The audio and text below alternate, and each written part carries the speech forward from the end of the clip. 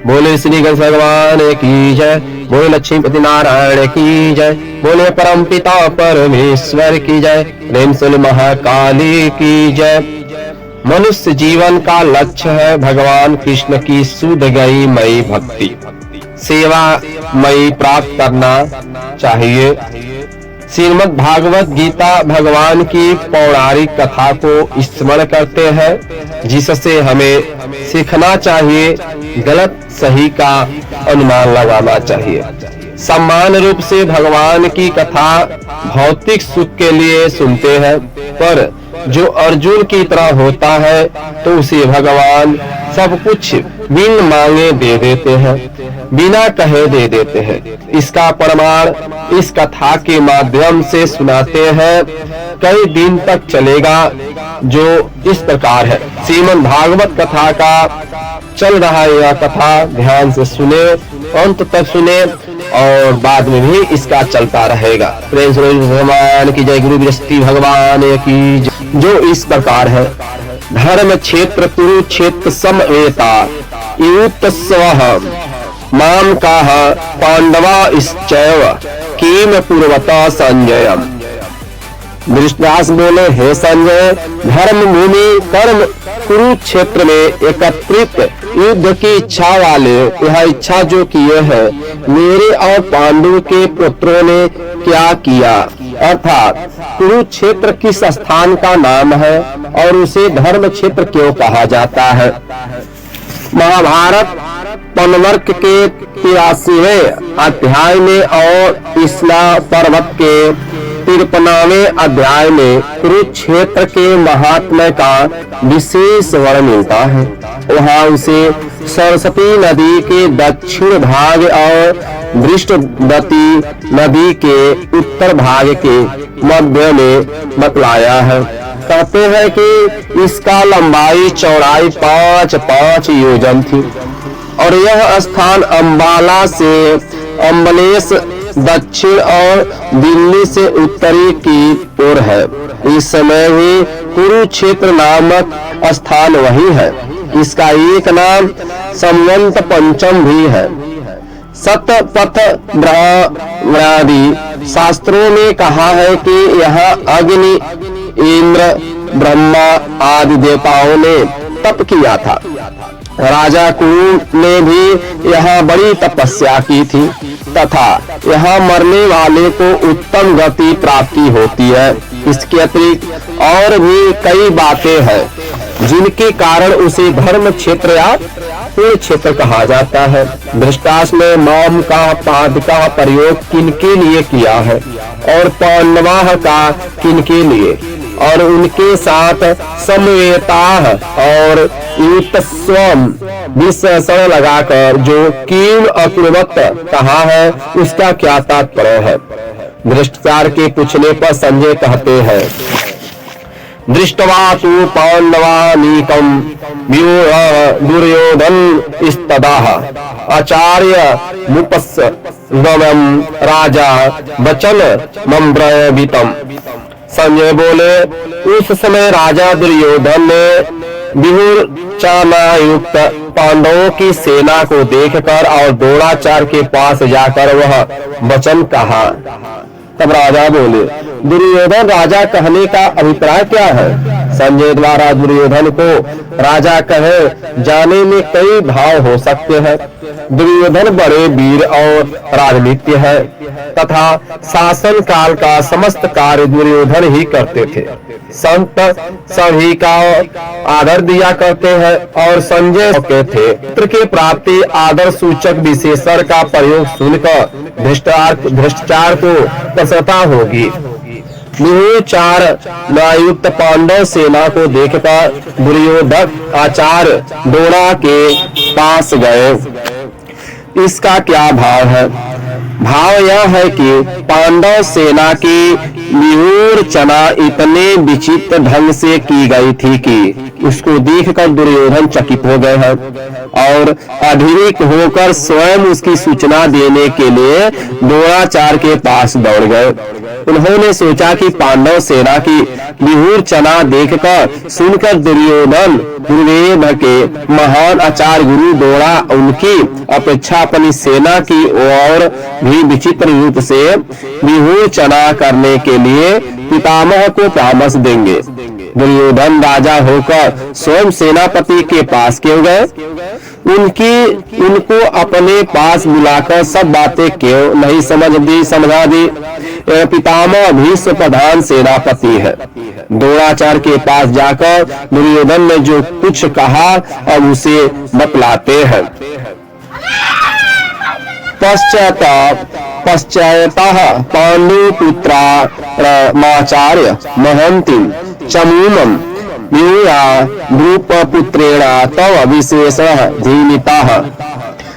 हे अचधृष्ट धूमन द्रुपद का पुत्र है, आपका शिष्य है और बुद्धिमान है। दुर्योधन ने ऐसा किस अभिप्राय से कहा? दुर्योधन बड़े चतुर कूटनीतिक थे। भ्रष्टाचार घूमने के प्रति प्रतिहिंसा तथा पांडवों के प्रति द्रोणाचार्य की बुरी भावना उत्पन्न करके उन्हें विशेष उत्तेजित करने के लिए दुर्योधन ने धृष्ट घूमन को द्रुपद पुत्र और आपका बुद्धिमान शिष्य कहा। इन शब्द को द्वारा वह उन्हें इस प्रकार समझ रहे हैं कि देखिए, द्रुपद ने आपके साथ पहले बुरा बर्ताव किया था और फिर उसने आपका वध करने के उद्देश्य से ही यज्ञ करके धृष्ट धूम को पुत्र रूप से प्राप्त किया था। धृष्ट धूमन इतना कूटनीतिक है और आप इतने सरल हैं कि आपको मारने के लिए पैदा होकर भी उसने आपके ही द्वारा धनुर्वेद की शिक्षा प्राप्त कर ली। फिर इस समय भी उसकी बुद्धिमानी देखिए कि उसने आप लोगों को छकाने के लिए कैसी सुंदर विहूर चना की है। ऐसे पुरुष को पांडवों ने अपना प्रधान सेनापति बनाया है। अब आप ही विचारिए कि आपका क्या कर्तव्य है। कौरव सेना 11 अक्षौहिणी थी और पांडव सेना केवल 7 ही अक्षौहिणी थी। फिर दुर्योधन उसको बड़ी भारी महती क्यों कहा और उसे देखने के लिए आचार्य से क्यों मिलना पड़ा, क्यों अनुरोध करना पड़ा? संख्या में कम होने पर भी वज्र विहूर के कारण पांडव सेना बहुत बड़ी मालूम होती थी। दूसरी यह बात भी है कि संख्या में अपेक्षाकृत सुलभ होने पर भी जिसमें पूर्ण सुव्यवस्था होती है, पांडव सेना की व्यूह रचना दिखलाकर अब दुर्योधन 3 श्लोकों को द्वारा पांडव सेना को प्रमुख महारथियों के नाम बतलाते हैं। यह युद्ध अपद यहाँ अत्र का विशेष नहीं बन सकता था, क्योंकि उस समय युद्ध आरंभ ही नहीं हुआ था।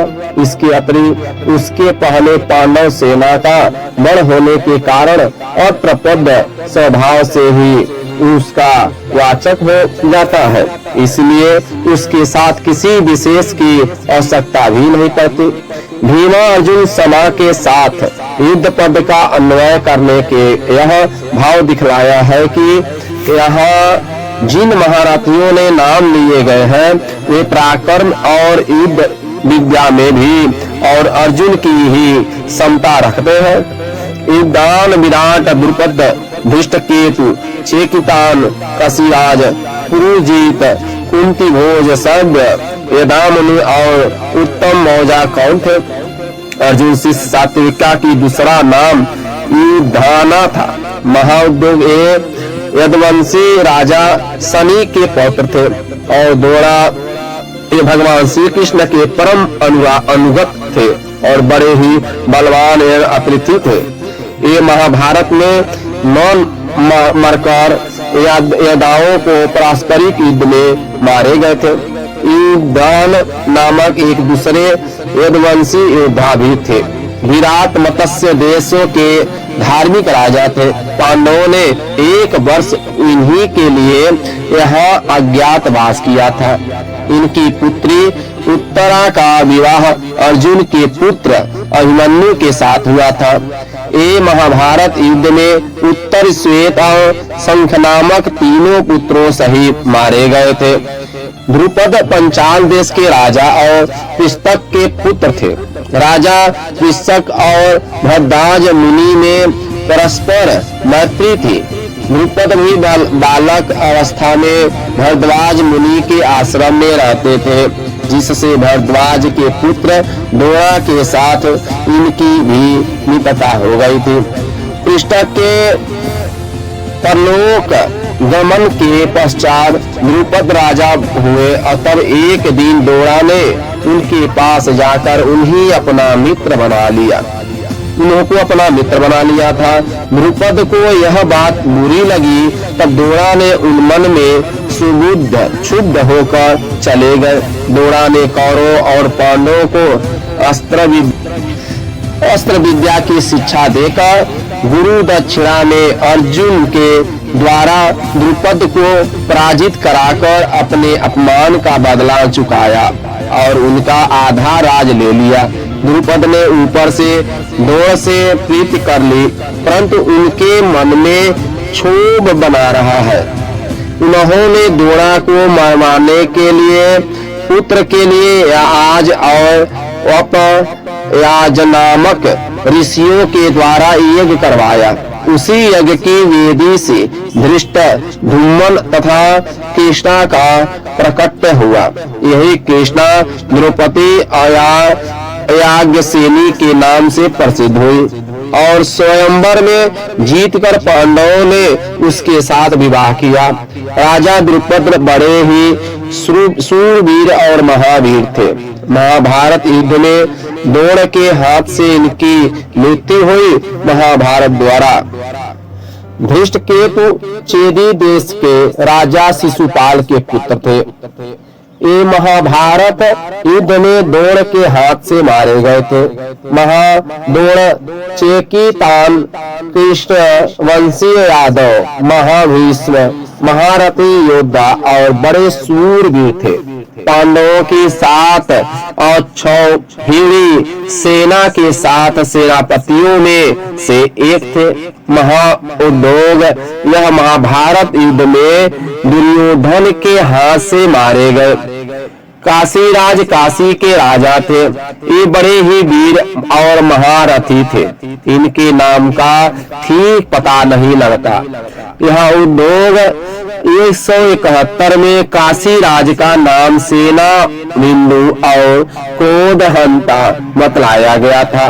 कर्ण पर्व अध्याय 6 में कहा, काशीराज के मारे जाने का वर्ण है, वहाँ उनका नाम अभिभू बतलाया गया है। पुरुजीत और कुंती भोज दोनों कुंती के भाई थे और युधिष्ठिर आदि के मामा होते थे। ये दोनों ही महाभारत युद्ध में द्रोणाचार्य के हाथ से मारे गए। शैव्य धर्मराज युधिष्ठिर के ससुर थे। इनकी कन्या देवी का से युधिष्ठिर का विवाह हुआ था। महाआदि ये मनुष्यों में श्रेष्ठ, बड़े बलवान और वीर योद्धा थे, इसलिए उन्हें नरपुंगाव कहा गया। भगवान भीष्म च कौरस कृपस्य समितिश्च अश्वत्थामा विकर्णस सौमद तिस्तथैव च। द्रोणाचार्य और पितामह भीष्म तथा कर्ण और संग्राम विजयी कृपाचार्य तथा वैसे ही अश्वत्थामा विकर्ण और सोमदत्त का पुत्र भूरी सर्वा। द्रोणाचार्य कौन थे और दुर्योधन समस्त वीरों में सबसे पहले उन्हें आप कहकर उनका नाम किस हेतु से लिया? द्रोणाचार्य महर्षि भरद्वाज के पुत्र थे। उन्होंने महर्षि अग्निवेश से और श्री परशुराम जी से रहस्यमय समेत समस्त अस्त्र शस्त्र प्राप्त किए थे। ये वेद वेदांग के ज्ञाता महान तपस्वी, धनुर्वेद तथा शस्त्रास्त्र विद्या के अत्यंत मर्मज्ञ और अनुभवी एवं युद्ध कला में नितांत निपुण और परम साहसी थे। अतिथि वीर थे। ब्रह्मा अस्त्र, अग्नेयास्त्र आदि विचित्र अस्त्रों का प्रयोग करना उन्हें भली भांति ज्ञात था। युद्ध क्षेत्र में जिस समय एक अपनी पूरी शक्ति से भिड़ जाते थे, उस समय उन्हें कोई भी जीत नहीं सकता था। इसका विवाह महर्षि सरदान की नई कन्या कृपि से हुआ था। इन्हीं से अश्वत्थामा उत्पन्न हुए थे। राजा द्रुपद के ये बाल सखा थे। एक समय उन्होंने द्रुपद के पास जाकर उन्हें प्रिय मित्र कहा। तब ऐश्वर्य मद से चूर द्रुपद ने उनका अपमान करते हुए कहा, मेरे जैसे ऐश्वर्य संपन्न राजा के साथ तुम सरीखे निर्धन दरिद्र मनुष्य की मित्रता किसी तरह भी नहीं हो सकता। द्रुपद को अहंकार हो गया था। इस तरह तिरस्कार से उन्हें बड़ी मर्यादा हुई और ये हस्तिनापुर में आकर अपने साले कृपाचार्य के पास रहने लगे। वहाँ पितामह भीष्म के इनका परिचय हुआ और इन्हें कौरव पांडवों की शिक्षा के लिए नियुक्ति किया गया था। शिक्षा समाप्त होने पर गुरु दक्षिणा के रूप में उन्होंने राजा द्रुपद को पकड़ लाने के लिए शिष्यों से कहा। महात्मा अर्जुन ही गुरु की इस आज्ञा का पालन कर सकते थे और द्रुपद को रण क्षेत्र में हराकर सचिव सहित पकड़ लाए। द्रोणा ने द्रुपद को बिना मारे छोड़ दिया, परंतु भागीरथी से उत्तर भाग का उनका राज ले लिया। महाभारत युद्ध में इन्होंने 5 दिन तक सेनापतियों का पद पर रहकर बड़ा ही घोर युद्ध किया और अंत में अपने पुत्र अश्वत्थामा की मृत्यु का भ्रम मूलक समाचार सुनकर उन्होंने शस्त्रास्त्र का परित्याग कर दिया और समाधिस्थ होकर भगवान का ध्यान करने लगे। इनके प्राण त्याग करने पर इनके ज्योति तरमय इस स्वरूप का ऐसा तेज फैला कि सारा आकाश मंडल तेज राशि से परिपूर्ण हो गया। इसी अवस्था में धृष्टा धूम ने तीखी तलवार से इनका सिर काट डाला। यह दुर्योधन आप कहकर सबसे पहले इन्हें इसलिए गिनाया कि इसमें से खूब प्रसन्न हो जाए और मेरे पक्ष में अधिक उत्साह से युद्ध करे। शिक्षा गुरु होने के नाते आदर के लिए भी सर्वप्रथम आप कहकर इन्हें गिनना युक्ति संगत ही है। शास्त्रों से और बाण तोमर शक्ति आदि छोड़े जाने वाले अस्त्रों से भली भांति सुजुत्थित है तथा युद्ध कला में बड़े कुशल महारथी है एवं ये सभी ऐसे है जो मेरे लिए प्राण न्यौछावर करने को तैयार है। इससे आप यह निश्चय समझिए कि मरते दम तक मेरी विजय के लिए डटकर युद्ध करेंगे। दुर्योधन अपनी सेना को भीष्म पितामह के द्वारा रक्षित और अपर्याप्त बतलाकर क्या भाव दिखलाया है। उत्तर इससे दुर्योधन हेतु सहित अपनी सेना का महत्व सिद्ध किया है। उनका कहना है कि हमारी सेना उपयुक्त बहुत से महारथियों से परिपूर्ण है और परशुराम से अरीखे युद्ध वीरों को भी छक देने वाले भूमंडल के आदित्य वीर भीष्म पितामह के द्वारा संरक्षित है तथा संख्या में भी पांडव सेना की अपेक्षा 4 अक्षौहिणी अधिक है। ऐसे सेना पर विजय प्राप्त करना किसके लिए असंभव है? संभव है। यह सब प्रकार से अपर्याप्त आवश्यकता से कहीं अधिक शक्तिशाली अतएव सर्वज्ञ था अजय है। महाभारत उद्योग पर्व के 55वें अध्याय में जहां दुर्योधन ने धृतराष्ट्र के सामने अपनी सेना का वध किया है, वहां भी प्रायः इन्हीं महारथियों के नाम लेकर और भीष्म द्वारा संरक्षित बतलाकर उसका महत्व प्रकट किया है। और स्पष्ट शब्दों में कहा जाए कि सेना को बहुत गुणों से युक्त और परिणाम में गुणों का उदय करने वाली मानता हूँ, इसलिए मेरी हार का कोई कारण नहीं है। इसी प्रकार भीष्म पर्व में भी जहाँ दुर्योधन द्रोणाचार्य के सामने फिर से अपनी सेना का वध किया है, वह उपर्युक्त गीता की श्लोक को ज्यों के त्यों दोहराया है। महाभीष्म 41:6 और उसके पहले श्लोक में तो यहाँ तक कहा है कि आप सब महारथी ऐसे हैं जो रण में अकेले ही पांडवों को सेना समेत मार डालने में समर्थ है, फिर भी सब मिलकर उनका संहार कर दे, इसमें क्या कहना ही क्या है। अतः यह अपर्याप्त है।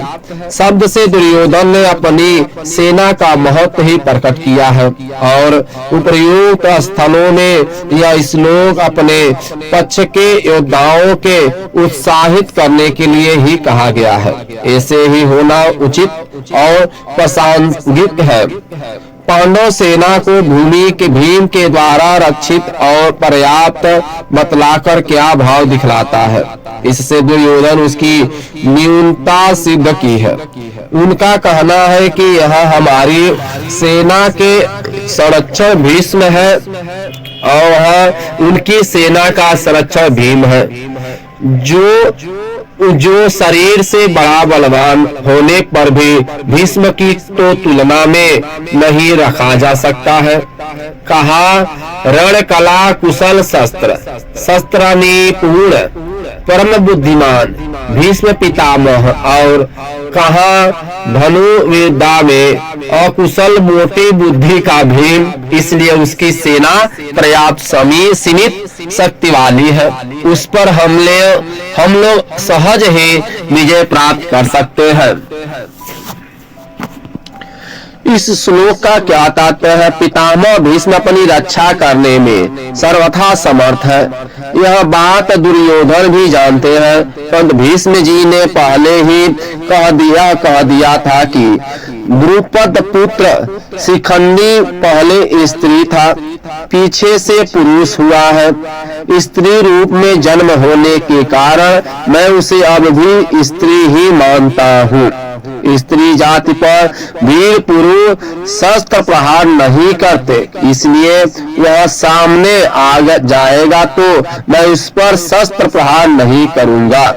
इसलिए सारी सेना के एकत्र हो जाने पर दुर्योधन ने पहले भी सब योद्धाओं को सहित दुशासन को सावधान करते हुए विस्तार पूर्वक यह बात समझाया था कि भय की संभावना से दुर्योधन अपने पक्ष के सभी प्रमुख महारथियों से अनुरोध कर रहे हैं कि आप लोग जो इस द्वारा मोर्चे पर नियुक्ति है, सभी अपने अपने स्थान पर दृढ़ता के साथ डटे रहे और पूरी सावधानी रखें, जिससे किसी भी व्यूह द्वारा से शिखंडी अपनी सेना में प्रविष्ट होकर भीष्म पितामह के पास न पहुंच जाए।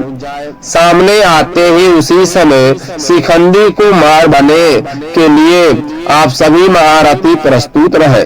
यदि आप लोग शिखंडी से भीष्म को बचा सके तो फिर हमें किसी प्रकार भय नहीं है, अन्यथा महारथियों को पराजित करना तो भीष्म जी के लिए बड़ी आसान बात है।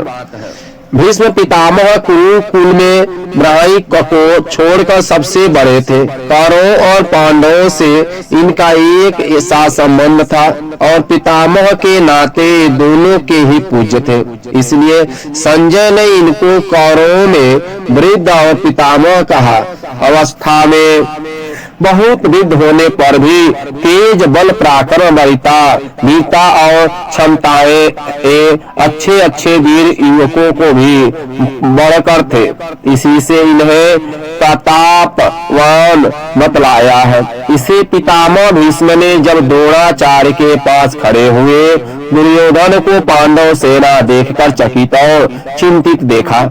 साथ ही यह भी देखा कि वे अपनी चिंता को दबाकर योद्धाओं को उत्साह बढ़ाने के लिए अपनी सेना की प्रशंसा कर रहे हैं और द्रोणाचार्य आदि सब महारथियों को मेरी रक्षा करने के लिए अनुरोध कर रहे हैं।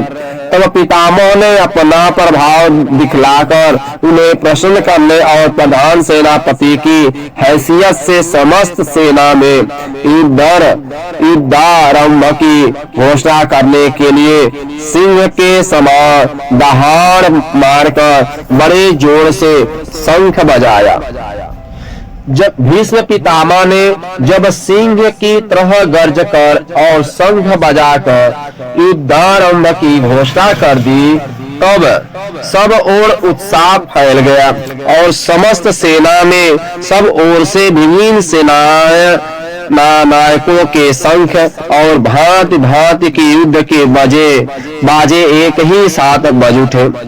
उनके एक ही साथ बजने से इतना भयानक शब्द हुआ कि सारा आकाश उस शब्द से गूंज उठा। और अर्जुन का रथ बहुत ही विशाल और उत्तम था। वह सोने से मढ़ा हुआ बड़ा ही तेजोमय अत्यंत प्रकाशित खूब मजबूत बहुत बड़ा और परम सुंदर था। उस पर अनेकों पताकाएं फहरा रही थी। पताकाओं में घुंघरू लगे थे। बड़े ही दृढ़ और विशाल पहिए थे। उसी ध्वजा बिजली से चमक रही थी। उसमें चंद्रमा और तारों के चिन्ह थे और उस पर श्री हनुमान जी विराजमान थे। ध्वजा के संबंध में संजय ने दुर्योधन को बतलाया था कि वह तिरछे और ऊपर सब ओर एक योजन तक फहराया करती है। जैसे आकाश में इन धनुष अनेकों प्रकाश युक्त विचित्र रंगों का दिखाता है, वैसे ही उस ध्वजा में रंग दिख पड़ते हैं। इतनी विशाल और फैली हुई होने पर भी न तो उसमें बोझ है और न वह कहीं अटकती है। वृक्षों को झुंडों में वह निर्बाध चली जाती है। वृक्ष उसे छू नहीं पाते हैं। चार बड़े सुंदर सुचित बलवान और तेजी से चलने वाले सफेद दिव्य घोड़े उस रथ में जुटे हुए थे। ये चित्ररथ गंधर्व के दिए हुए 100 दिव्य घोड़ों में से थे। इनमें से कितने भी क्यों न मारे जाए, वे संख्या में 100 के 100 बने रहते थे। कितना वो मार दिया जाए, घोड़ा 100 के 100 थे, कम न होते थे।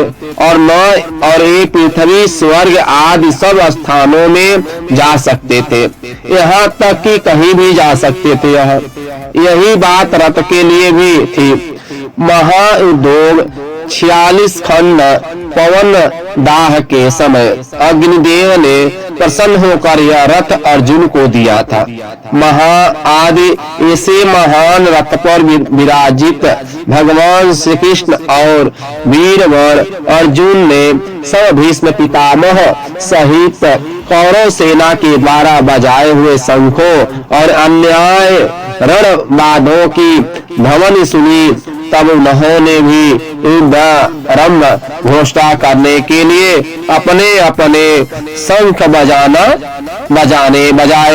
भगवान श्री कृष्ण और अर्जुन के शंख साधारण नहीं था, अत्यंत विलक्षण तेजोमय और अलौकिक थे।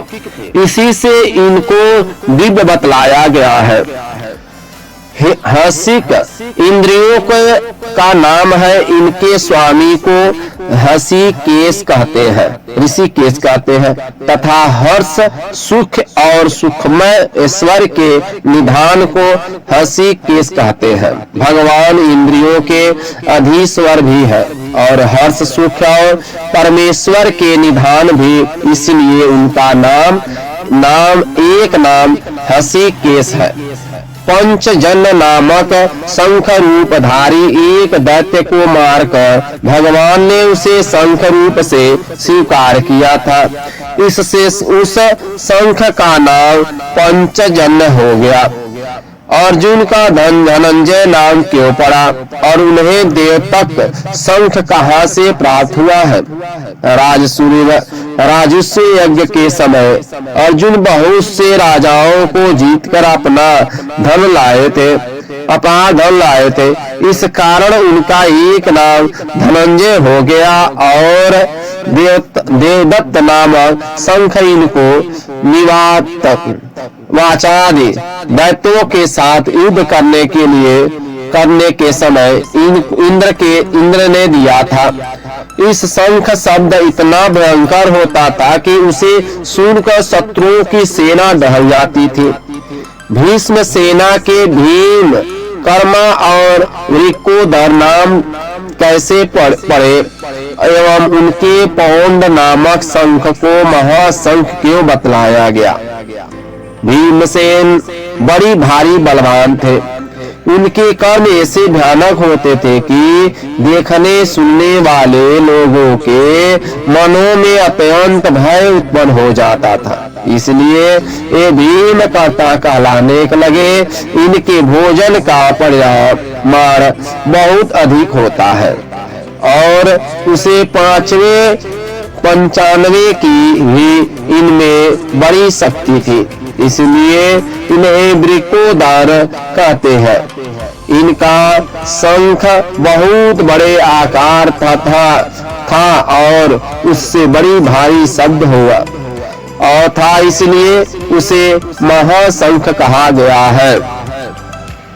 महाराज पांडव 5 पुत्रों में युधिष्ठिर, भीम और अर्जुन तो कुंती से उत्पन्न हुए थे और नकुल तथा सहदेव मादी से इस श्लोक में नकुल और सहदेव के भी नाम आए हैं। युधिष्ठिर और नकुल सहदेव की माताएं भिन्न भिन्न थी। इसी बात को जानने के लिए कहा गया है कि युधिष्ठिर को कुंती पुत्र कहा गया है तथा इस समय राज भ्रष्ट होने पर भी युधिष्ठिर ने पहले राजसी यज्ञ में सब राजाओं पर विजय प्राप्त करके चक्रवर्ती साम्राज्य की स्थापना की थी। संजय को विश्वास है कि आगे चलकर वे भी राजा होंगे और इस समय भी उनके शरीर में समान राज चिन्ह वर्तमान है, इसलिए उनको राजा शिखंडी और धृष्टद्युम्न दोनों ही राजा द्रुपद के पुत्र थे। शिखंडी बड़े थे, धृष्टद्युम्न छोटे थे। पहले जब राजा द्रुपद के कोई संतान नहीं थी तब उन्होंने संतान के लिए आशुतोष भगवान शंकर की उपासना की थी। भगवान शिव जी ने प्रसन्न होने पर राजा ने उनसे संतान की याचना की। तब शिव जी ने कहा, तुम्हें एक कन्या प्राप्त होगी। राजा द्रुपद बोले, भगवान मैं नहीं चाहता, मुझे तो पुत्र चाहिए। इस पर शिव जी ने कहा, वह कन्या ही आगे चलकर पुत्र रूप में परिणत हो जाएगी। इस वरदान के फलस्वरूप राजा द्रुपद के घर कन्या उत्पन्न हुई। राजा को भगवान शिव के वचनों पर पूरा विश्वास था, इसलिए उन्होंने उसे पुत्र के रूप में प्रसिद्ध किया। रानी ने भी कन्याओं को सबसे छिपाकर असली बात किसी पर प्रकट नहीं होने दी। इस कन्या का नाम भी मर्दुका शिखंडी रखा और उसे राजकुमार की सी पोशाक पहनाकर यथा कर्म विधि पूर्व विद्यायन कराया। समर दसारण देश के राजा हिरण्यकश्यप की कन्याओं से उसका विवाह भी हो गया। हिरण्यवर्मा की कन्या जब ससुराल में आई तब उसे पता चला कि शिखंडी पुरुष नहीं है, स्त्री है। तब वह बहुत दुखित हुई और उसने सारा हाल अपनी दासियों द्वारा अपने पिता राजा हिरण्यवर्मा को कहला भेजा। राजा हिरण्यवर्मा को द्रुपद पर बड़ा ही क्रोध आया और उसने द्रुपद पर आक्रमण करके उन्हें मारने का निश्चय कर लिया। इस संवाद को पाकर राजा द्रुपद युद्ध से बचने के लिए देवराधन करने लगे। इधर पुरुष वेशधारी उस कन्याओं को अपने कारण उस कन्याओं को अपने कारण पिता पर इतनी भयानक विपत्ति आई देखकर बड़ी दुखी हुआ और वह प्राण त्याग का निश्चय करके चुपचाप घर से निकल गई। मन में उसकी स्थूलाकर नामक एक ऐश्वर्यवान यक्ष से भेंट हुई। यक्ष ने दया करके कुछ दिनों के लिए उसे अपना पुरुषत्व देखकर बदले में उसका स्त्रीत्व ले लिया। इस प्रकार शिखंडी स्त्री से पुरुष हो गया और अपने घर पर आकर माता पिता को आश्वासन दिया और ससुर हिरण्यवर्मा को अपनी पुरुषत्व की परीक्षा देकर उन्हें शांत कर दिया। पीछे से कुबेर के शाप से स्थूला कर जीवन भर स्त्री रह गए। इसी से शिखंडी को पुरुषत्व लौटाना नहीं पड़ा और वे पुरुष बने रहे। भीष्म पितामह को यह इतिहास मालूम था, इसी से वे उन पर शस्त्र प्रहार नहीं करते थे। वे शिखंडी भी बड़े सूरवीर महारथी योद्धा थे। इन्हीं को आगे करके अर्जुन ने पितामह भीष्म को मारा था। इन सभी ने अलग अलग शंख बजाए। इस कथा में भी कोई खास बात है। सर्वशः शब्द के द्वारा संजय यह दिखलाते हैं कि श्री कृष्ण पांचों पांडव और काशीराज आदि प्रधान योद्धाओं के जिनके नाम लिए गए हैं, अतिरिक्त पांडव सेना में जितने भी रथी महारथी और अतिथि वीर थे, सभी ने अपने अपने शंख बजाए। यही खास बात है। तब पांडव सेना में जब समस्त वीरों का शंख एक ही साथ बजे, तब उनकी ध्वनि इतनी विशाल गहरी ऊंची और भयानक हुई कि समस्त आकाश तथा पृथ्वी उससे व्याप्त हो गई। इस प्रकार सब ओर उस घोर ध्वनि के फैलने से सर्वत्र उसकी प्रतिध्वनि उत्पन्न हो गई, जिससे पृथ्वी और आकाश गूंजने लगे।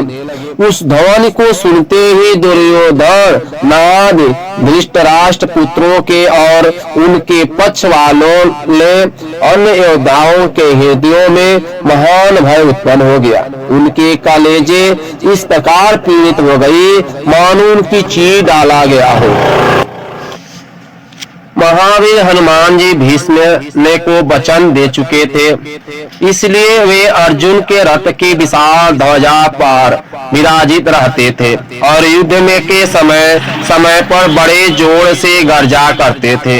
महाभीष्म ने यह बात धृतराष्ट्र को याद दिलाने के लिए संजय ने अर्जुन के लिए कपिध्वज विशेषण का प्रयोग किया है। अर्जुन ने मोर्चा बांधकर डटे हुए धृतराष्ट्र संबंधियों को देखकर शस्त्र चलाने के लिए तैयार की समय धनुष उठा लिया। इस कथनाक स्पष्टीकरण कीजिए। अर्जुन जब यह देखा कि दुर्योधन आदि सब भाई कौरव पक्ष के समस्त योद्धाओं सहित युद्ध के लिए सज धज कर खड़े हैं और शस्त्र प्रहार के लिए बिल्कुल तैयार है, तब अर्जुन के मन में भी वीर रस जग उठा तो तथा उन्होंने भी तुरंत अपना गांडीव धनुष उठा लिया। और संजय ने तब कहा कि भगवान को ऋषि केस के कहकर संजय महाराज धृतराष्ट्र को यह सूचित कर रहे हैं कि इंद्रियों के स्वामी साक्षात परमेश्वर श्री कृष्ण जिन अर्जुन के रथ पर सारथी का काम कर रहे हैं, उनसे युद्ध करके आप लोग विजयी की आशा करते ही क्यों है? यह कितना बड़ा अज्ञान है। अपने रथ को दोनों सेनाओं के बीच में खड़ा करने के लिए अनुरोध करते समय अर्जुन ने भगवान श्री कृष्ण को अच्युत नाम से संबोधन किया। इसका क्या हेतु है जिसका किसी समय भी प्रभाव या पतन न हो, अथवा जो अपने इस रूप शक्ति और महत्व से सर्वथा तथा सर्वदा स्खलित रहे, उसे अच्युत कहते हैं। अर्जुन इस नाम से संबोधित करके भगवान की महत्ता के और उनके इस रूप के संबंधों में अपने ज्ञान को प्रकट करते हैं। वे कहते हैं कि आप रथार्थ कर रहे हैं तो क्या हुआ, वस्तुतः आप सदा सर्वदा साक्षात परमेश्वर ही है। आप मेरे परम पिता परमेश्वर है।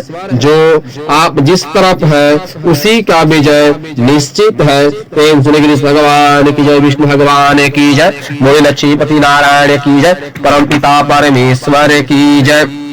अपने आप आ जाते हैं। इसका साक्षात करते हुए मैं भगवान से विनती करता हूँ। आगे कथा अगली बार कथा करेंगे। आपसे निवेदन करता हूँ जो भी गलती से उसे माफ करना है। परम पिता परमेश्वर